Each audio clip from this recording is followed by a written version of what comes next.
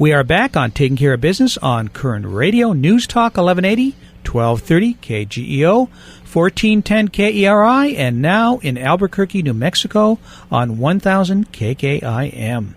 So, what did you think of Eric again? I love having him on. Oh, yeah. We could have Eric on for a couple hours. Yeah, we easily could. And the same thing with our next guest. We could easily have him on for a couple of hours. What we need to do is schedule these people for the full hour rather than breaking it up. I think so. Doug, would you... our next guest by phone is author, lecturer, and a very good public speaker, Doug Johnson. So, Doug, we're going to have you on for a full hour. How about that next time out? Well, we can absolutely do that if people can put up with me that long. So how are you? Welcome back, by the way. Well, I'm great. Thanks. It's great to be back. I always enjoy talking to you guys. I think there's a perspective we get on your show a lot of shows don't get around the country, and that is the way business people think. We kind of look at the economy and the world a little differently, I think, than some people do. Yeah, I think that's an excellent way of putting it. And Clay and I have both been businessmen for, between the two of us, almost 80-plus years. Yeah, so. Marty 70 and me 10. Ooh, not that was a good bad. Comeback, Clay. That was good. That I'm was quick. Good. He's awake today. He had his nap this morning. So before we get going talking about some subjects I really want to hit with you, let's talk a little bit about your website. You've got a great website, and it talks about, it's funny, last time we had you on, we gave away 5 of your books. I mean, I couldn't believe how quickly those things went. So talk about your website. You can see your books on the website, and what else is available on that website, and what is the number? Well, it talks about me and my background, and it gives links to the books and to my blog, which is the most active thing, because I try to keep that pretty up to date. I try to write at least once a week, and some weeks I get really enraged and make the time to write more than that.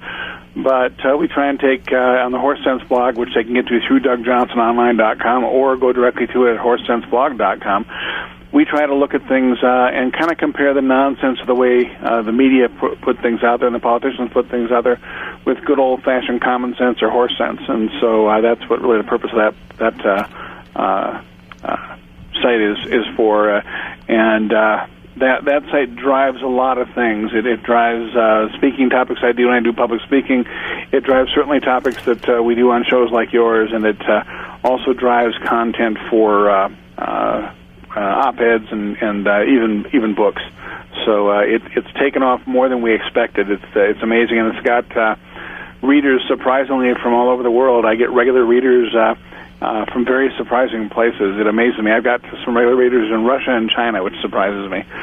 So you never can tell who you're gonna reach. It's amazing. I know for a while there, I'm not too sure. I haven't heard from them in a little while, but we had some listeners in Iraq. So it's amazing what you can pick up on Facebook and YouTube and having your own blog and everything. So it really is, and it's interesting. You mentioned like Facebook and some of the social networking. Something I don't do. I'm not really into social networking too much. I do some of the professional stuff on LinkedIn, but more for my business than I do for political stuff. But I pick up stuff there too. It's amazing. It's a little different environment than a Facebook or a Twitter or something like that is.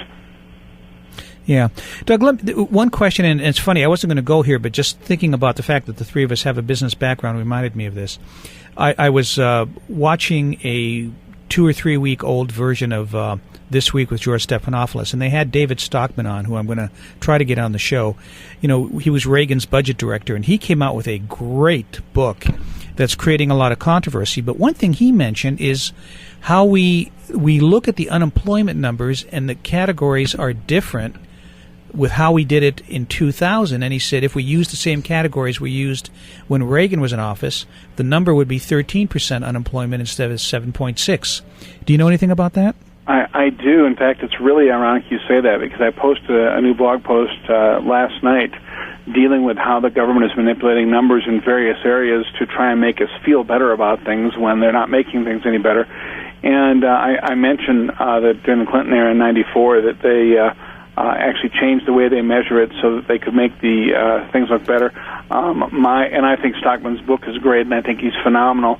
My only disagreement with him would be I think unemployment's a little higher than 13%. I think it's at least double what the government tells us. And I tend to lean towards, there's a website called shadowstats.com, and I'll link it in my article for people. And you can go there and learn all about the way the government manipulates things and how they used to be calculated and how they compare in the old way versus the new way. And it's fascinating, but it's also very unnerving. We're having a conversation with author, speaker, consultant, Doug Johnson. Doug, that was shadowlinks.com. Is that what it was? Shadow Stats. Oh, Stats. STATS. Yeah. Right. Or just go to my blog, and you'll see it in the article, and you can click on it. It'll take you right to it. So I'm reading lately a lot about another subject that I'm really interested in, Obamacare, and how it's going to be a disaster, a Titanic, the Obamageddon. What do you know about that? Well, it is. You know, when you take over something that represents a sixth of our economy, this is the biggest takeover of anything in history in our nation, and this is huge. This is equivalent to the economy of many nations on Earth. It's so huge, and it's going to be a disaster. You know, I know you guys have background in the insurance industry. I've worked around that industry as a consultant and such for a lot of my career. I'm very familiar with it, and spent time working in the industry. And while it is far from perfect, this solution is not a solution. All Obamacare is part of the plan of the progressive left to overthrow and actually to collapse our economic system, the capitalist system. And when it collapses, then they can say, we've got a better plan, and then they implement their Fabian socialist system. And that's exactly what their mentor, Saul Alinsky, taught. Barack Obama was one of his big students, one of his organization's big students. He worked for his organizations, and their plan is to replace the capitalist economic system because they don't believe things are fair in America. They believe in their hearts, and this is going to kind of go over the line of just talking Obamacare here, guys, but it's really true. They believe, as many people do in our educational system and on the left, they believe America is basically a bad or evil place. They believe it was founded by evil Northern European white men who stole their wealth, and they created a nation that stole its greatness, that we are not a unique or great nation. And so when you believe that, what you end up doing is you end up getting this attitude that you want to take America down a few notches and make us more equal to other people, other nations. And that's what the plan is really going on in the progressive movement that's taken over our government. Well, you know, being in the health business, some of the things that I've seen over the last couple of years are layoffs, the downsizing. We're seeing reduction of hours, elimination of benefits and programs by employers. We're seeing increased rates, Medicare cuts.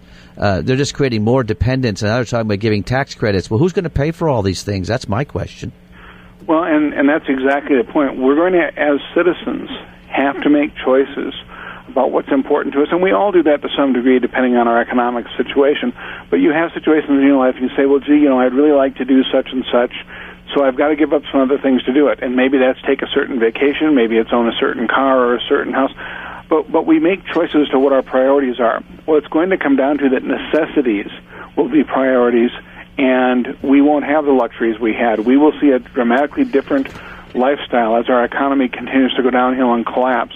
And so we're going to have a choice. We're going to say, well, can I really afford health care? And the bigger picture, which we, this is a whole show in itself, so I'll try not to get too deep here, but the plan is to collapse, within the Obamacare system, is to collapse the insurance system so that then the government becomes the insurer and you have a single-payer system like you do in many European countries or Canada.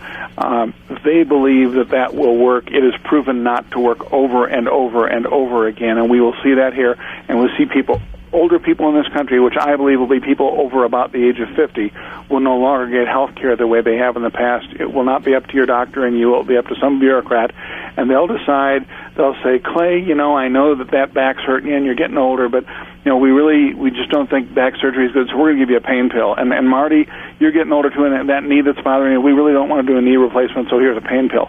That's the kind of thing that's going to happen just to appease us and keep us quiet. But we will not get the service. We will not have the access to physicians that we do now, and it's going to be a nightmare beyond what Americans even realize. Well, gee, I'm depressed after listening to you two guys, but we'll be back in a moment on Taking Care of Business on Koerner Radio News Talk 1180.